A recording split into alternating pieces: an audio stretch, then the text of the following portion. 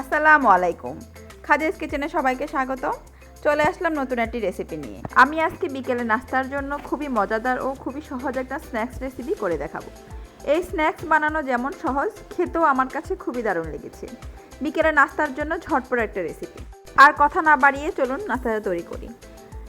নাস্তাটা বানানোর জন্য আমার লাগবে 4 পিস পাউরুটি এবং 2টো সিদ্ধ ডিম। আমি প্রথমে পাউরুটিগুলোর উপরে কিছুটা পানি দিয়ে নেব। এবার হাত দিয়ে চেপে আমি এক্সট্রা পানিগুলো বের করে নেব। এবার একটা গ্রেটারের সাহায্যে আমি ডিমগুলোকে গ্রেট করে নেব। আমি 2টি ডিম গ্রেট করে নিয়েছি।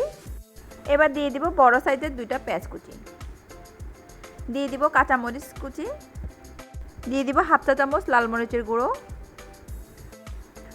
গরম মশলা গুঁড়া দিয়ে দিব হাফ চা চামচ, দিয়ে দিব গোলমরিচ গুঁড়ো হাফ চা চামচ, পরিমাণ মতো লবণ, হাফ চা চামচ রসুন বাটা, হাফ চা চামচ আদা বাটা,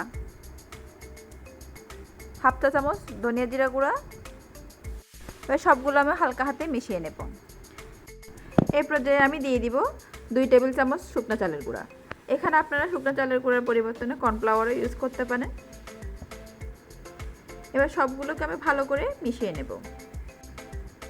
এবার হাতের মধ্যে আমি একটু তেল মেখে নিয়েছি। এবার এখান থেকে আমি অল্প একটু নিয়ে হাতের মধ্যে ঘুরিয়ে ঘুরিয়ে আমি একটা বল আকার করে নেব।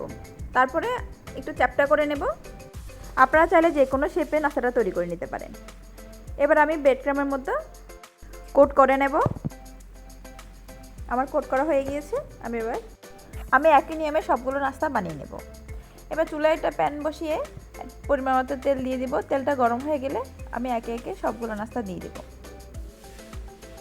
একটা সাইড হয়ে গেলে আমি একে উল্টে দেব। আমি সবগুলো একে একে উল্টে দিচ্ছি। আমি সবগুলো নাস্তাকে ব্রাউন কালার করে ভেজে নিচ্ছি। এবার ব্রাউন কালার হয়ে গেলে আমি একটা স্ট্যান্ডের সাহায্যে সবগুলো নাস্তা উঠিয়ে নেব। বিকেলের নাস্তার জন্য ঝটপট একটা রেসিপিটা যদি আপনাদের ভালো লাগে থাকে একটা লাইক দিয়ে দিবেন।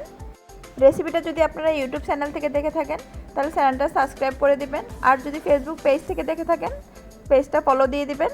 সবাই আশা করছি বাসায় ট্রাই করবেন এবং কেমন হয়েছে কমেন্ট বক্সে জানাতে ভুলবেন না কিন্তু।